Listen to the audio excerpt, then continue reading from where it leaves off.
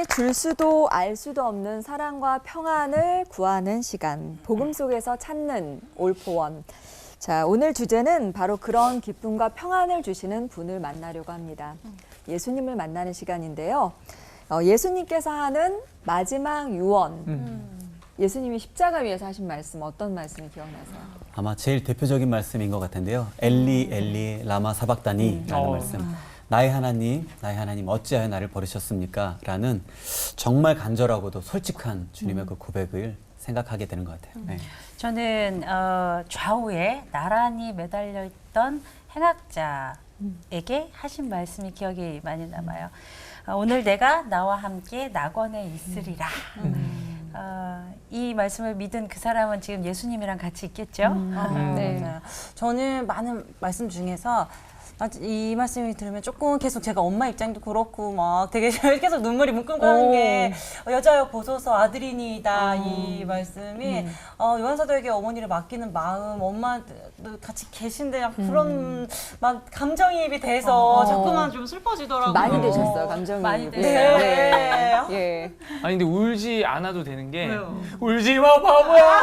왜냐하면 예수님께서 이미 다 이루었다라고 십자가에서 말씀을 하셨기 때문에. 네. 근데 이제 목사님들한테 궁금했던 부분이 그러면 예수님께서 십자가 위에서 말씀하신 것들이 정말 특별한 의미가 다 있는 거겠죠? 있으니까 출동했겠죠. 예. 그렇죠. 네. 혼나는 것 같네. 그거를 7언, 십자가상에서 7언이라고 말씀하신 7가지의 말씀이 있거든요. 네. 근데 그거를 깊이 있게 파는 분들은 한 메시지마다 그 자체가 하나의 메시지가 될 만큼 굉장한 의미들이 있습니다, 사실은. 그리고 아까 여러분이 다 말씀하셨는데 누가복음은 특별히 용서하시는 메시아. 저들이 하는 일을 모릅니다. 그다음에 이 행악자가 나와 함께 낙원에 있다는 건 용서받은 걸 얘기하잖아요. 그러니까 그것만 봐도, 그러니까 예수님 돌아가시자마자 제일 먼저 구원받은 사람은 아이러니컬하게 그 행악자예요. 네. 그렇다면 우리가 행위로 구원받는 것이 아니라는 메시지부터 시작해서 너무나 많은 심오한 메시지가 있습니다. 유언이라는 거는 그 세상을 떠나는 분이 살아있는 사람들이 남기는 얘기를 유언이라고 그러거든요. 네. 사실은 예수님은 지금 살아계시는데 저는 명령당부라고 얘기를 하고 싶어요. 근데 가상 7은 십자가에 사신 7가지 말씀은 이제 구속 사업을 완성하시고 주신 말씀이고 포괄적 유언이라고 한다면은 사복음서가 다 유언이고 이게 둘로 나눌 수 있어요. 십자가상의 유언과 포괄적 유언, 당부를 나눌 수가 있다고 봐요. 네. 혼자서 묵상하곤 했었지만 또 이렇게 목사님들의 설교를 들을 기회가 있으니까 또 어떤 말씀을 들을 수 있을까 기대가 됩니다. 자, 예수님의 유언을 오늘 세 분 목사님께서 설교해 주시겠는데요. 먼저 김윤희 목사님께서 시작해 주시겠습니다.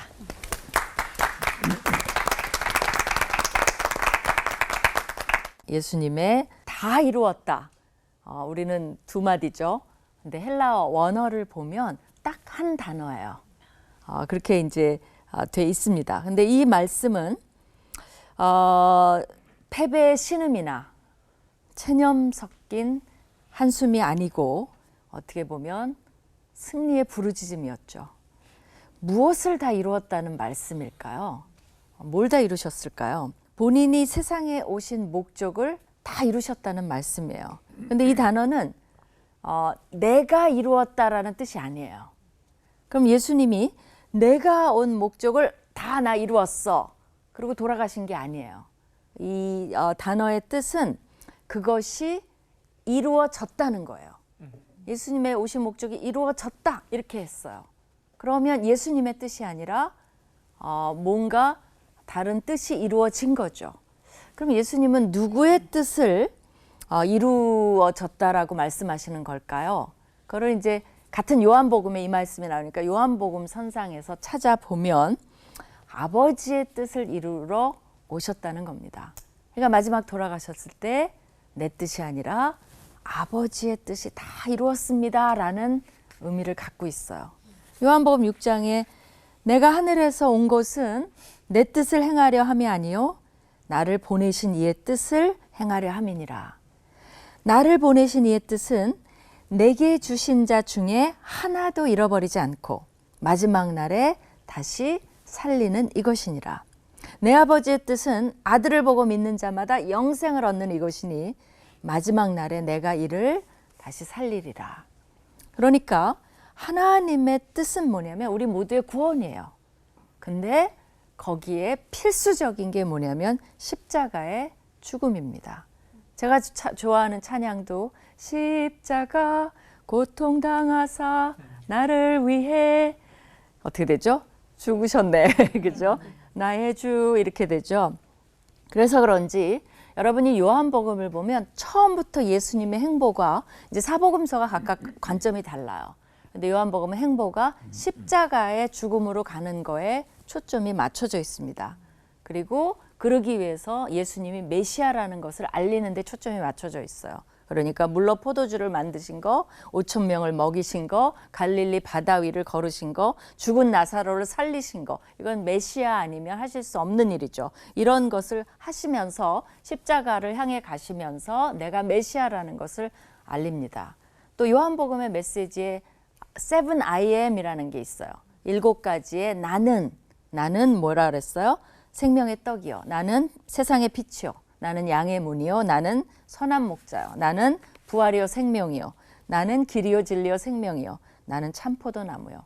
나는 내가 누구냐를 계속 알리셨어요. 그래서 믿게 하기 위해서. 그리고 예수님은 다 이루셨고 그 십자가의 효과는 우리 모두가 경험하고 있는 바입니다. 만약에 예수님이 다른 건 다 하셨어요. 뭐 병도 고치고 본인이 누군가도 알리고 다 하셨는데 십자가만 안 하셨어요. 그렇다면 어떻게 되죠? 우리의 구원도 없고 미션 실패입니다. 그렇기 때문에 예수님은 그 오신 목적을 행하셨기 때문에 지금 영광의 자리에 앉아 계신 거죠. 저는 이것을 묵상하면서 이런 질문을 하기 원해요. 과연 우리는 하나님께서 우리에게 주신 예수님은 분명히 알고 있었어요. 오신 목적, 십자가의 죽음, 피할 수 없다는 것도 알고 계셨어요. 그리고 우리는 그 우리의 하나님께서 이 세상에 우리를 보내신 사명을 알고 있는지, 그 사명을 안다면 그것을 다 이루기 위해 얼마만큼 지금 진전을 하고 있는지. 우리가 죽을 때 주님, 사도 바울이 그랬죠. 전 사도 바울이 너무너무 부러워요. 달려갈 길을 마치고. 그죠? 그게 사도 바울은 알았고 그것을 맥시멈으로 달렸다는 거잖아요. 근데 우리는 주님, 저는 주님 주신 사명을 다 한 것 같습니다. 라고 할 것인지 아니면 나름 바쁘게 살았는데 내가 하고 싶은 일도 많이 했는데 근데 주님을 위해서는 딱히 뭐를 했는지 생각이 별로 안 나네요. 할 것인지 하나님이 주신 사명만 빼고 하고 싶은 것을 다 했는지 내가 미션 성공을 했는지 미션 실패를 했는지 그런 질문을 드리기를 원해요. 이거는 저에게도 제가 지금 나이를 들어가면서 가장 두려움이 그겁니다. 내가 하나님이 주신 사명을 얼마만큼 달려갔고 완주하고 있는지 딴 길로 가고 있는 것은 아닌지 오늘 예수님의 다 이루었다는 그 말씀이 우리 삶에 그러한 방식으로 적용되기를 축원드립니다. 기도하겠습니다. 하나님, 예수님은 다 이루었다로 본을 보여주셨습니다. 저희도 다 이루고 싶습니다. 완주하고 싶습니다. 하나님 인도하여 주시고 가르쳐 주시고 저희가 사명을 다할 수 있도록 그것이 저희의 소원이 되게 하여 주시옵소서. 아멘. 예수님 이름으로 기도합니다. 아멘. 아멘. 오늘 유언이라고 할 수 있는 예수님의 이 마지막 말씀, 다 이루었다 라고 하는 말씀의 의미를 우리가 한번 정리해 보기를 원합니다. 교회 다니는 우리는 예수님을 항상 좋게 평가를 하고 그분의 인생을 복된 관점으로 이렇게 바라보지만은 객관적인 시각에서 보자면 예수님은 정치 개혁에 있어서도 실패한 인생이고 또 종교 지도자로도 실패한 인생입니다. 그리고 제자들에게도 배신당한 선생님으로서의 어떤 자리에 있어서도 성공한 인생은 아니었습니다. 세상의 기준에서 보자면 그냥 실패한 인생이라고 해도 과언이 아닐 만큼 그렇게 자기 인생을 마무리하신 분이죠. 그런데 이 예수님께서 다 이루었다 이 말씀을 하고 있단 말이죠. 이것은 예수님은 우리 인간들이 원하는 것들을 위하여 사셨던 분이 아니라 우리 인간에게 꼭 필요한 일을 완성하고 돌아가셨다. 또 예수님은 그런 분이다. 우리가 그렇게 이해를 해야 될 것 같습니다. 다 이루었다. 구속의 사역을 완성하셨다라고 하는 의미죠. 일반적으로 주님의 몸된 교회 안에서 가족들이 예수님께서 십자가에서 우리를 위하여 못 박혀 죽으심으로 우리의 죄를 사하신 분, 이 인식은 정확한 것 같아요. 유치원 아이들부터 시작해서 권사님, 장로님들까지 이 지식은 분명한데 이상하게도 아주 중요함에도 불구하고 잘 고백되어지지 않는 지식이 어떤 부분이 있는가 하면 예수님께서는 하나님의 공의로운 율법의 요구를 우리 인간을 대표로 하여 하나도 빠짐없이 모든 계명을 다 지켜내셨어요. 예수 믿는 신자에게 바로 하나님의 율법을 완전히 지킨 자에게만 허락되어지는 의로움, 그 의로움이라고 하는 것을 예수 믿는 신자에게 전가해 주시는 분이 하나님이시죠. 그 예수님께서 우리를 위하여 이 모든 구속의 사역을 완성하셨습니다. 그래서 십자가에서 우리의 죄를 대신하여 죽으신 것을 조신학적으로 표현을 하자면 그리스도의 수동적 순종이에요. 그런데 율법의 공의로운 모든 요구를 성취하고 완성하신 것을 그리스도의 능동적 순종이라고 합니다. 이것으로 말미암아 우리를 구속하시는 이 모든 일들을 예수님은 완성하셨죠. 이 기본적인 어떤 지식에 근거한 신앙의 고백이 예수 믿는 신자들에게 분명히 있어요. 있는데 제가 목회자의 한 사람으로 목회를 하다 보면 의외로 그리스도께서 우리를 위하여 다 이루셨다라고 하는 예수님의 이 구속의 사역을 잘 믿지를 못해요. 무슨 말인가 하면 자기들 쪽에서 뭔가를 해야지만 자기의 구원을 확신하거나 안정감을 갖는 경우가 굉장히 많아요. 뭐 인생의 어떤 사이클 중에 올해는 내가 새벽 기도도 좀 하고 봉사도 좀 하고 선한 일에도 열심을 낼 때는 구원에 대한 확신이 차오릅니다. 그런데 부부 싸움하고 신앙생활이 좀 소홀하고 어떤 사람들과 관계가 깨어지면 동시에 구원의 확신도 흔들리는 경우들을 너무너무 많이 봐요.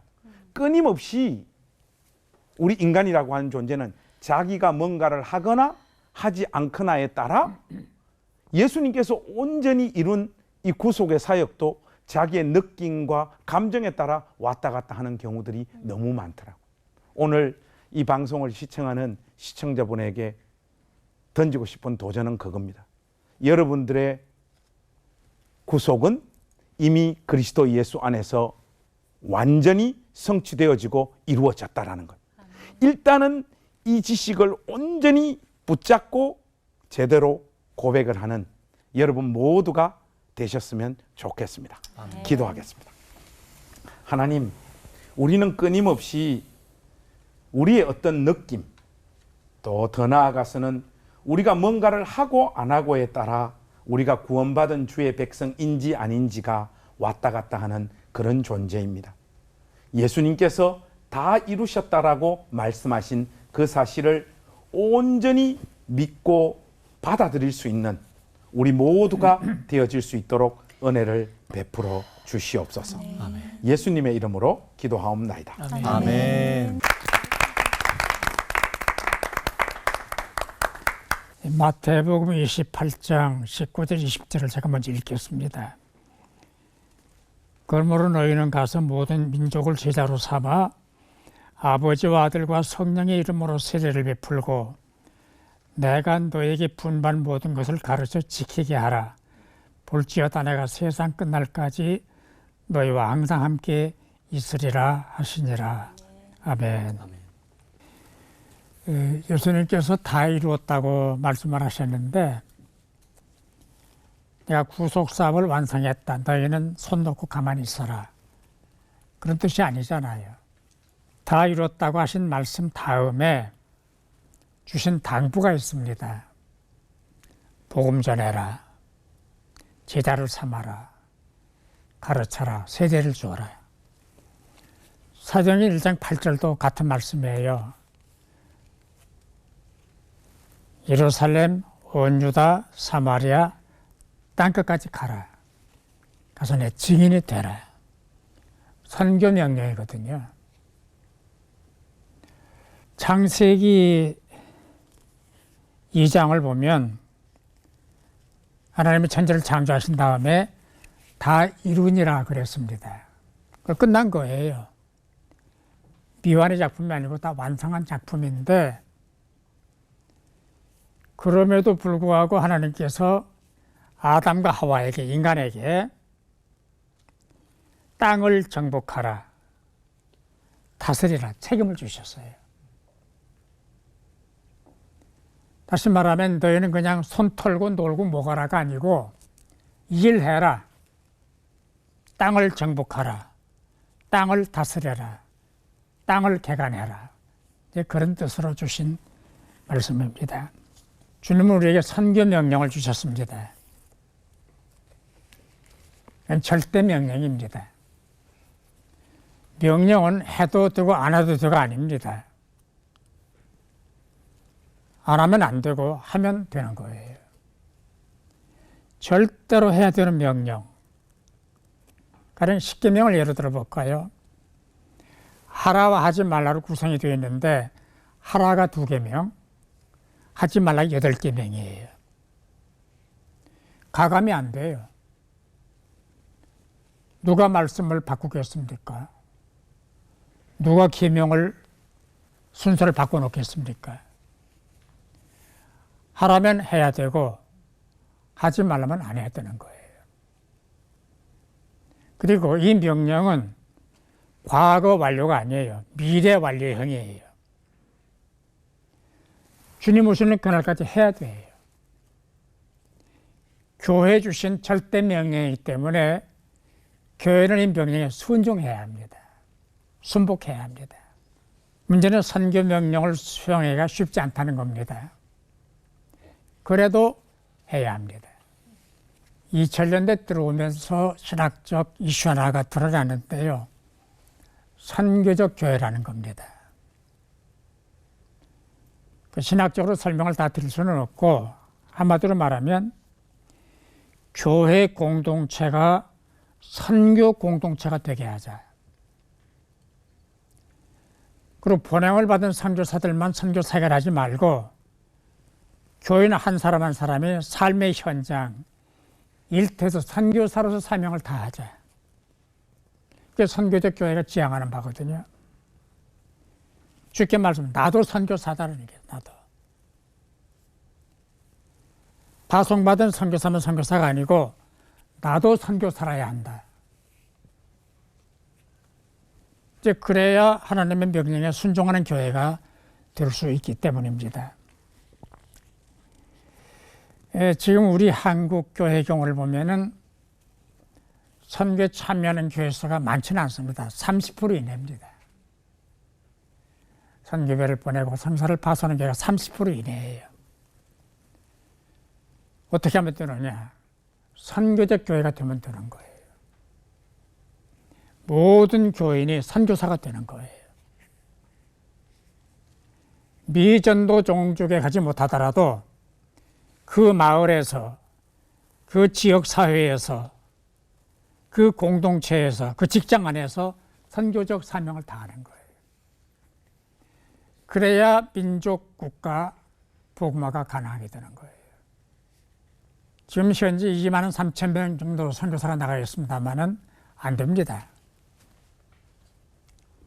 미전 노종지에게 복음을 전하려면 10만 명 정도는 선교사가 필요합니다. 2만 명 가지고 안 되거든요. 우리 모두가 다 선교사가 돼야 돼요. 이 선교명이 아멘을 해야 돼요. 그래서 내일로 미루지 말고 당장 오늘부터 우리 한 사람 한 사람이 선교사가 되는 겁니다. 그래서 가정을 복음화하고 사회를 복음화하고 국가 공동체를 복음화하는 이 선교적 책임을 다해야 합니다. 나도 선교사예요. 기도하십시다. 선교 사명을 잘할 수 있도록 우리에게 능력을 주시고 성령의 권능을 허락하여 주시옵소서. 한국 교회가 선교하는 교회가 되게 해 주옵시고 우리 한 사람 한 사람이 선교사가 되게 하여 주옵소서. 아멘. 예수님의 이름으로 기도하옵나이다. 아멘. 아멘.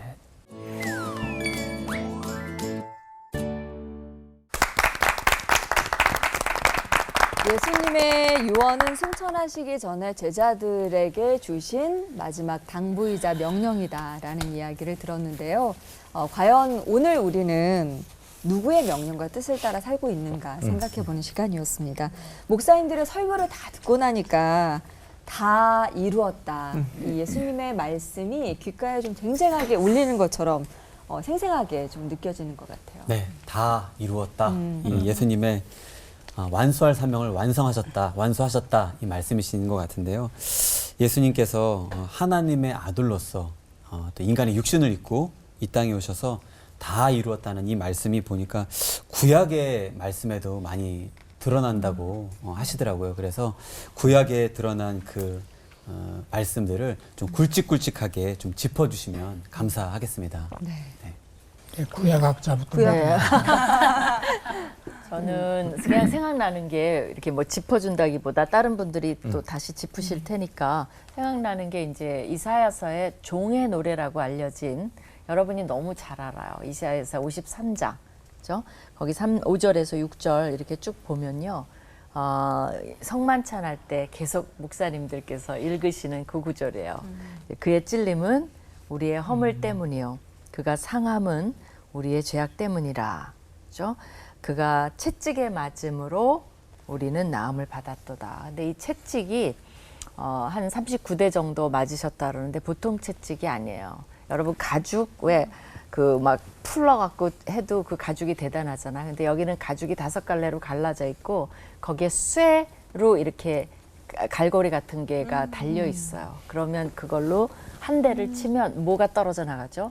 살점이 떨어져 나가요.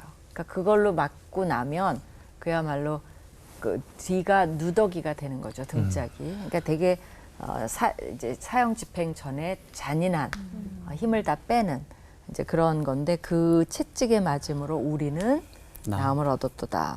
그리고 이제 우리가 다 양 같아서 그릇 행하여 우리는 제각길로 갔는데 여호와께서는 우리 죄악을 그에게 담당시키셨도다. 그런 말씀이 있고요.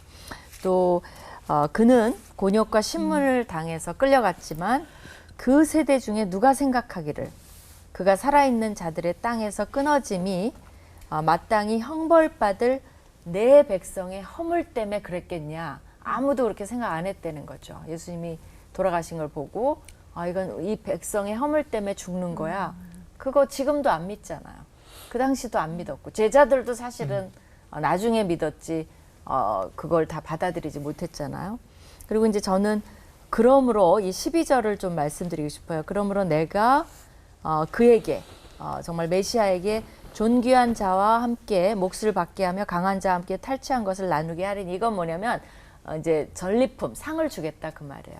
이렇게 하셨기 때문에 하나님께서 내가 메시아에게 상을 주고 왜냐하면 그가 자기 영혼을 버려 사망에 이르게 하며 범죄자 중 하나로 헤아림을 받았음이니이다. 그랬죠. 예수님의 죽음이. 그러나 그가 많은 사람의 죄를 담당하며 범죄자를 위하여 기도하였느니라. 그러니까 이 말씀을 듣고 아까 우리가 예수님의 가상칠언이라고 십자가상의 말씀을 보면 이게 그대로 성취된 것을 볼 수가 있어요. 그래서 이사야 53장은 정말 가장 유명한 구절 중에 하나입니다. 그 교수님께서 다 말씀하셨기 때문에 저는 그 예수님께서 다 이루셨다라고 하는 그 말의 결과에 대해서 좀 이렇게 말씀을 드리고 싶어요. 구약에 나와 있는 굵직굵직한 내용뿐만 아니라 작고 아주 디테일한 내용까지 예수님께서는 다 성취하고 이루어내셨죠. 그래서 그리스도 예수 안에 있는 신자들을 하나님께서 보실 때 우리를 어떤 존재로 보실 것 같아요?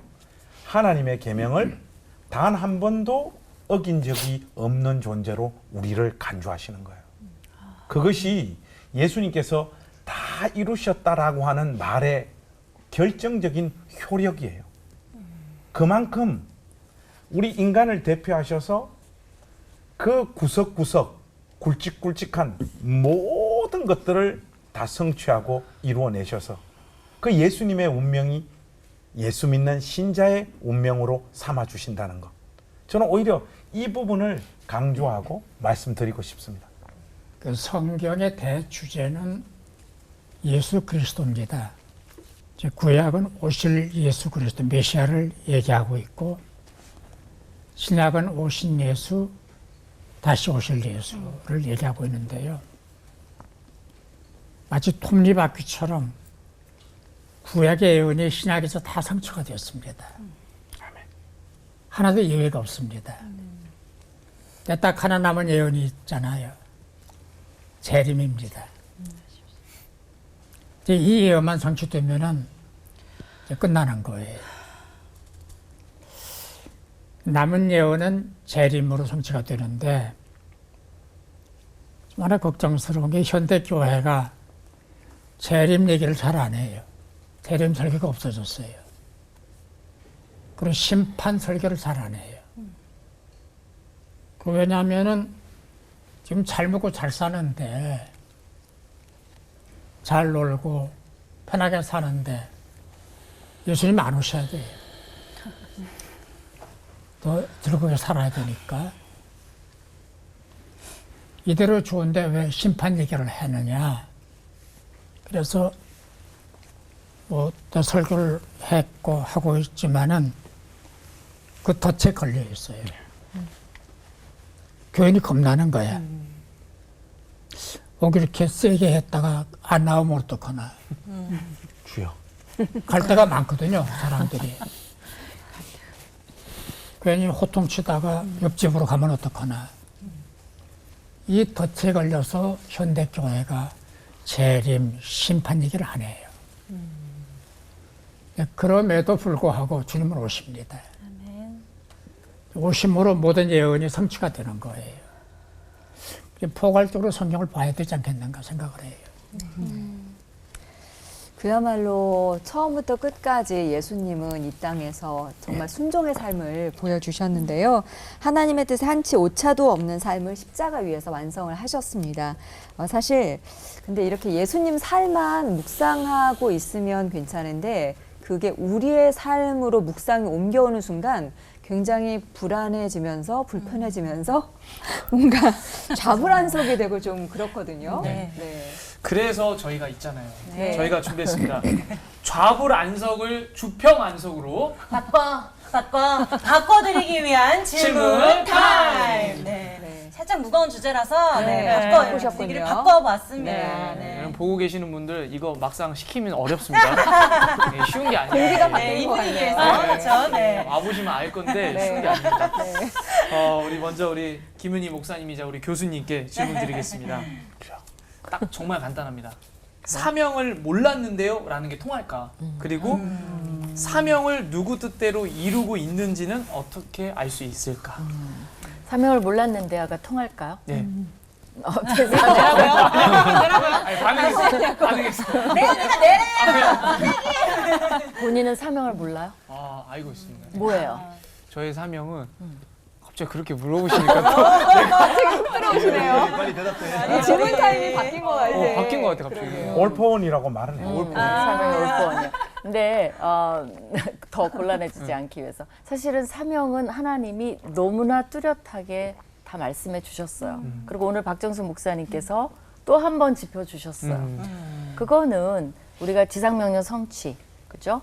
땅끝까지 복음을 전하고 그들을 세례를 주고 하나님 말씀도 가르치고 예수님 제자로 삼고 복음을 전해야 되고 그 일환으로 세계 선교를 해야 되고 그거는 누구에게나 주신 사명이에요. 근데 우리는 사명, 하나님의 뜻 그럼 뭘 생각하냐면 내가 선생님을 해야 되나?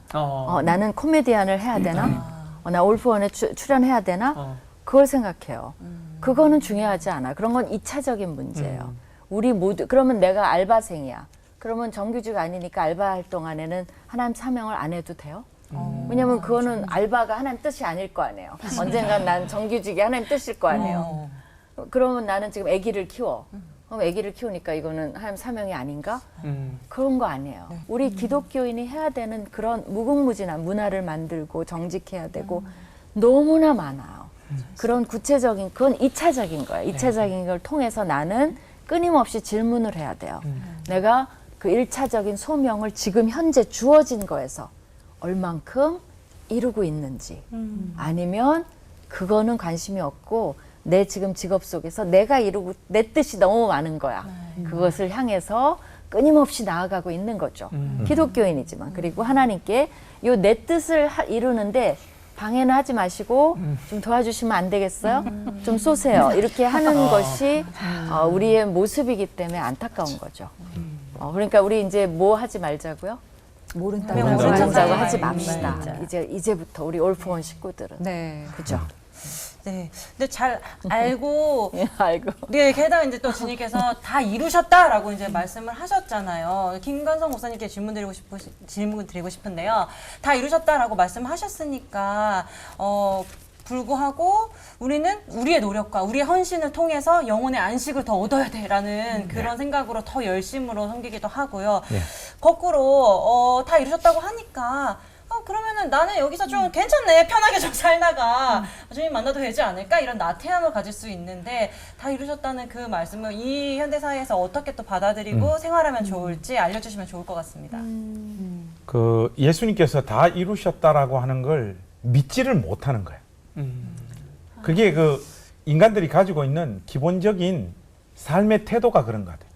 예를 들면 제가 집안일을 잘 안 하는 편인데 영이 임할 때는 한 번씩 쫙 설거지도 하고 집 청소를 다 하고 나면 나는 칭찬을 받았으면 좋겠는데 우리 사람은 다시 설거지를 하고 청소를 합니다. 해놓은 걸 다시. 그렇죠. 그건 이제 비유가 좀 틀리죠. 저는 뭐 어설프고 부족하기 때문에 우리 집 사람은 또 하겠지만 사람은 마지막 이 도장을 찍는 걸 자기가 하고 싶어 하는 거예요. 자기 스타일로, 자기 느낌대로 딱 자기가 어떤 안정감을 가지려고 하는 걸 이 신앙의 영역에도 끊임없이 마음을 쏟아부는.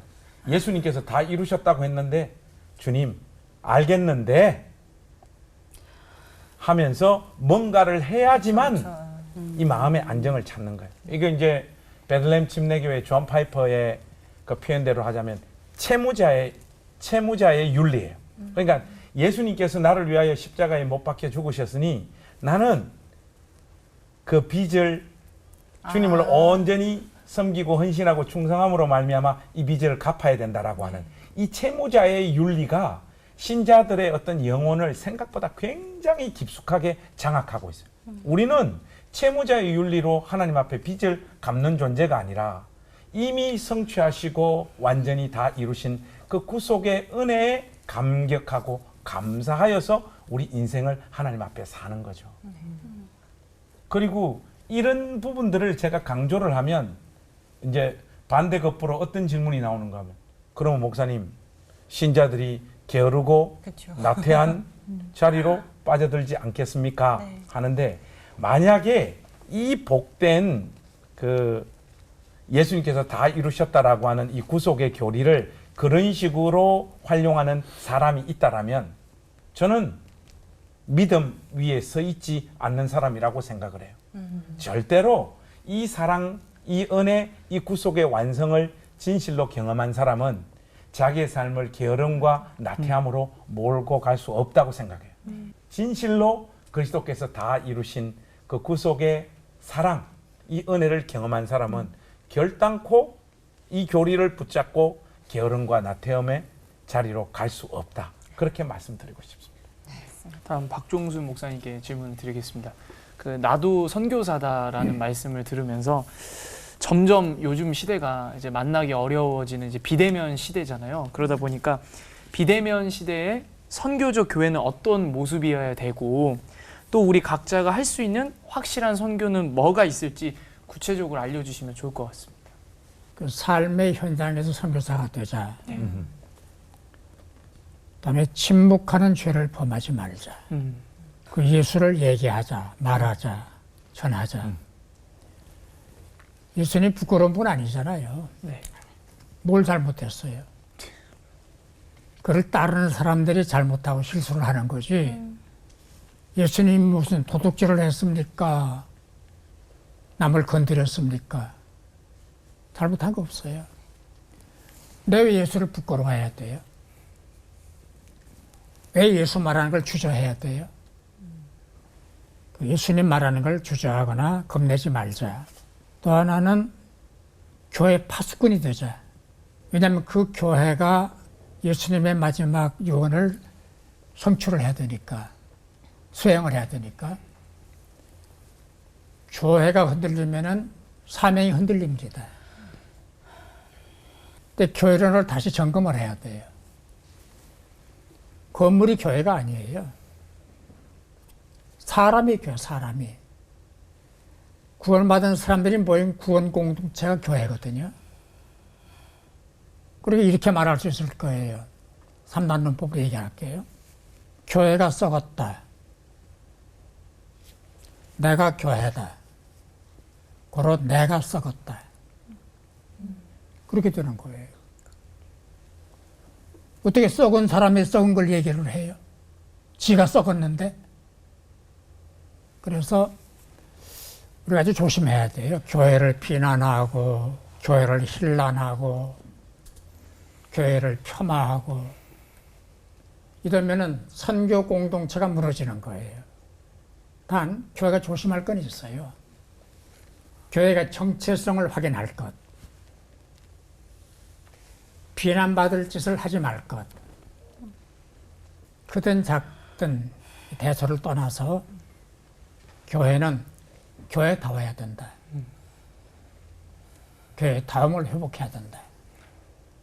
이제 그러면서 아까 말씀드린 대로 선교적 사명을 내가 감당하는 하루하루 삶의 현장에서 내가 선교사다. 내가 선교해야 된다. 라고 하는 정체성과 사명을 확인하면 선교적 교회가 발전하지 않겠는가 생각합니다. 예수님을 따르는 제자라는 우리들이 삶의 현장에서 부끄러운 모습을 보일 때 사실 예수님을 부끄럽게 할 수 있는 일이겠구나 싶은 생각이 들면서 이 땅에서 주님 주신 사명과 소명을 잘 살아내야 진짜 주님 앞에 그렇게 서야 면목이 없을 텐데 면목이 설 텐데 이런 생각이 듭니다. 저를 포함해서 여기 계신 분들과 시청자분들은 어느 정도나 지금 이뤄가고 계신지 좀 궁금해지네요. 대표로. 대표로. 목사님들께 물어볼 수가 있잖아요. 목사님들은 예수님께서 나를 통해서 이루기를 원하시는 것이 무엇이라고 생각하시는지, 그리고 지금 얼만큼 이루셨는지, 그리고 다 이루고 주님 앞에 가시기 위해서 어떤 기도를 하시는지 이야기 나누어 주셨으면 좋겠습니다. 제가 먼저 할까요? 네. 예. 이제 우리가 아까 1차적인 하나님의 소명은 다 우리에게 동일하게 주셨는데 이제 제가 2차적으로 그럼 어떤 방법을 통해서 할 것인가 했을 때 제가 받은 교육이나 이때까지 살아온 경로를 보면 말씀을 가르치는 사명을 주신 것 같아요. 그걸 통해서 이제 사람을 세우는, 예를 들면 이제 제가 말씀을 묵상하면서 보면 디모데후서 이제 4장 2절을 본다고 합시다. 그럼 너는 말씀을 전파하라. 때를 얻든지 못 얻든지 항상 힘쓰라. 이것도 하나님 뜻인 거죠. 그리고 범사에 오래 참음과 가르침으로, 그 다음에 이제 굉장히 중요한 말이 나와요. 경책하며 경계하며 권하라. 그럼 제가 이거 묵상을 했을 때 내가 이 말을 실천하고 있냐? 이제 갈 길이 많은 것 같아요. 내가 때를 얻든지 못 얻든지 이걸 얼마만큼 가고 있는지 거기에 게으름을 피우고 있는 것은 아닌지 여러 가지 묵상이 되죠. 그죠? 근데 이제 그 중에서도 저에게 들어오는 건 뭐냐면 경책하고 경계하며 권하라. 이게 무슨 말이냐면요. 고쳐주고, 그러니까 말씀을 가지고 다른 사람을 고쳐주고, 그냥 때로는 꾸짖고, 그 다음에 격려하라는 거예요. 근데 많은 사람들이 뭐만 하죠? 그렇죠. 격려하면 다 좋다 그래요. 그리고 그렇게 하면 거룩하다 그래요. 근데 그러면서 사실은 신학교 교수들도 뭘 안 하려고 그러냐면 고쳐주고 이제 훈계하고 딱 야단도 좀 쳐주고 그죠? 그런 역할을 해야 되는데 그건 다 피해요. 인기가 없으니까 그렇게 하면. 그리고 다들 관념이 그럼 저 사람 거룩하지 않아. 맨날 딱딱해. 근데 그런 말을 듣든 안 듣든 우리가 이제 지혜롭게는 해야 되지만 내가 과연 하나님 말씀을 가지고 그것도 하고 있는지, 그리고 남을 격려만 막 해. 그게 어떻게 보면 그 사람을 위한 건지 나를 위한 건지도 사실은 우리가 말씀을 묵상할수록 그런 것들이 괴롭혀요. 자꾸 체크잉을 하게 돼요. 그러니까 우리가 굉장히 멀리 있는 게 아니라 그래서 quiet 타임 하는 거예요. 하면서 내가 그걸 하고 있는가? 하나님 뜻을 지금 해나가고 있는가? 오늘도 그걸 하고 있는가? 해서 그것이 축적이 돼서 발전해 나갔을 때 내가 조금 더 거룩한 삶에 가까워지는 거거든요. 그러니까 이제 그런 연습이 예를 들면 저한테도 계속적으로 이제 그게 이제 고민이 되고 저는 정말 나이가 있기 때문에 이제는 그게 저한테는 너무 심각한 고민이에요. 내가 지금 달려갈 길을 얼마만큼 달려왔나, 그리고 얼마만큼 있나, 그거를 뭐 이렇게 측량할 수는 없죠. 그러나 기도하면서 하나님과 대화해 가면서 하나님이 사실 은근히 더 도전을 주는데 나이 핑계를 대는 것도 좀 있어요. 이제는 조금 저 은퇴 빨리 할래요. 뭐 이런다든지 이제 그런 것들을 조율을 하는 것은 관계적으로 하나님과 풀 수 있다라고 봐요. 젊었을 때는 주님께서 저를 통해서 이루시려고 하는 일들이 어마어마한 것인 줄 알았어요. 스코틀랜드의 존 낙스가 그런 말을 하잖아요. 스코틀랜드를 나에게 주옵소서. 그렇지 않으면 나에게 죽음을 주옵소서. 그래서 주님이 죽음을 주셨어요. 저도 그랬어요. 뭔가 이렇게 구름 위에 붕붕 떠 있으면서 뭔가 그 누구도 받지 않은 사명과 소명이 내 삶 가운데 있지 않을까. 그리고 또 나를 향하여 진단하고 평가하는 것도 굉장히 긍정적이고 뭔가 보통 사람은 이루지 못할 어떤 자리로 우리 주님께서 나를 부르실 거야. 그냥 그런 사고를 가지고 있다 보니까 굉장히 소위 말하면 비전이나 그 꿈이라는 것이 굉장히 컸죠. 저는 뭐 내년이 50인데 이 지점쯤에 와 보니까 이제는 그 이전에 가졌던 그런 큰 포부나 꿈, 비전들은 다 사라져 버렸고 주님이 저를 통하여 이루시고자 하는 것은 좋은 남편 되고 좋은 아빠 되는 건 것 같아요. 이게 그냥 우스갯소리로 하는 게 아니라 우리 가문을 보고 우리 집안을 보면 저 때에 제가 이 일은 반드시 해놓고 제 생을 마무리해야 될 것 같아요. 왜냐하면 사돈의 팔촌에 전부 다 알코올 중독에 뭐 그런 집안에서 예수 믿는 자리로 부름 받고 이 신앙의 경주를 지금까지 해오면서 이렇게 달려왔는데 한 이 정도쯤 오니까 내가 다른 부분에 있어서는 다 실패하더라도 좋은 남편이 되고 좋은 아빠가 되는 이 모습들을 내 생애 가운데 이루고 죽으면 그것만으로도 우리 가문과 주변 사람들에게 어마어마한 메시지를 던지고 내 생애를 마무리하는 거다. 이런 확신이 생겼어요. 그래서 지금 저에게 꿈이 뭐냐, 비전이 뭐냐 이렇게 물으면 저는 별 이루고 싶은 꿈이나 비전이 없다고 이야기를 해요.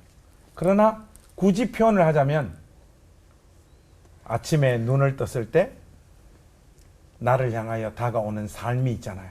그걸 주를 사랑하는 마음으로 받아낼 수 있는 믿음의 사람이 됐으면 좋겠어요. 그래서 그것의 최종적인 결과가 우리 아이들 인식에 우리 아버지 진짜 좋았던 아빠였다. 또 우리 아내의 입에서는 우리 남편 참 좋은 남편이었고 내가 저 남자 만나서 내 인생이 복을 받았다 하는 이 항복을 받아내고 싶습니다. 아니 근데 제가 보기에는 네. 박종수 목사님 앞에서나 저 앞에서 이렇게 안주하기에는 너무 젊어요. 그래도 지금 나이가 제일 젊으신데 네, 제일 네. 꿈이 아니 그건 생각하시는 아닌 것 거예요? 같아요. 젊은데 마음이 이미 늙어버렸어요. 박 목사님 지금도 네, 지금 뭐라 불타고 하실지. 계실 제가 할 소리를 이쪽에 그 목회가 쉽지 않은 것처럼 좋은 아빠, 좋은 남편 되는 게 쉽지 않습니다. 예, 정말 그런 것 같아요. 목회만큼 어렵습니다. 맞아. 그 바울이 고린도 교회 보낸 편지 가운데서 내가 그리스도를 본받은 자 된 것처럼 너희는 나를 본받으라 그랬어요. 나를 본받으시오라고 설교하고 죽고 싶어요. 그 말을 못 하잖아요. 성도 여러분, 한국의 교인 여러분, 나를 본받으십시오. 이 말을 누가 하겠어요? 그 자괴감, 아쉬움, 이게 산처럼 높고요. 자기 전에 그냥 침대 팔을 올리고 기도를 해요. 하루 보고를 다 하는 거예요. 몰라서 하겠어요? 오늘 CBS 갔었습니다. 무슨 얘기를 했습니다. 오늘 회의에 갔었습니다. 누구를 만났습니다. 하나님 잘못한 거 용서해 주세요. 다 직고를 하고 오늘 밤 편히 잘 자게 해주시고 내일 아침 일어나게 해주세요. 그리고 저를 꼭 껴안아 주세요. 이 나이 많은 이 정도의 사람이 예수님들 오랫밤 부리는 거죠. 저를 꼭 껴안아 주세요. 아침에 일어나서 또 기도하면은 바로 침대에서 기도하는 거예요. 감사합니다. 깨어나게 해주셔서 감사합니다. 눈을 뜨게 해주셔서 감사합니다. 코로 숨쉬게 해주셔서 감사합니다. 입으로 말하게 해주셔서 감사합니다. 움직이게 해주셔서 감사합니다. 오늘 어디를 가야 됩니다. 누구를 만나야 됩니다. 실수하지 않게 하시고 주님의 건 가루지 않게 해주십시오. 하는 평범한 기도를 드리고 하루를 시작을 해요. 우리가 예수님을 닮는다든지 바울을 닮을 수는 없더라도 일상성 속에서 그 노력하는 거, 예수를 닮아보기 위해서 몸부림치는 거, 이런 노력이 필요하다고 생각을 해요. 그거를 신앙생활이라 그래요. 그게 신앙생활이에요. 노력하자. 그리고 예수 닮은 꼴이 되어가자. 그런 말씀 드리고 싶어요. 일평생 노력을 해도 뭐 예수님 발끝에도 못 가겠지만 우리의 노력을 보시면서 기뻐하시지 않으실까 싶은 생각이 들고요. 우리 모두 다 이루었다라는 말을 정말 기쁨의 고백으로 나의 한계 내에서 다 했다는 그 고백을 드릴 수 있는 그날을 고대하면서 오늘 받은 은혜를 한마디씩 정리하면서 맞춰봤으면 좋겠습니다. 예수님의 마지막 유언은 나에게 한마디로 무엇이다. 오늘은 하나만 해주세요. 예. 절대 명령이다. 절대 명령이다. 유언은 유언이죠. 네. 유언입니다. 왜 제가 드리고 네. 싶은 말씀은 그만큼 중요한 거란 거죠. 청개구리도 지키는 게 유언이잖아요. 그러니까 이게 예수님의 마지막 유언대로 살다 죽는 그 유언에 충성하는 그런 인생이 되었으면 좋겠습니다. 예수님의 마지막 유언은 나의 삶의 목표다. 자, 오늘 끝인사는 하루하루 받은 사명을 이뤄가는 주님의 사람들답게 외치면서 마치도록 하죠. 네. 아버지의 뜻을 따라 다 이루리 하며 하나 되는 시간 옳고 원!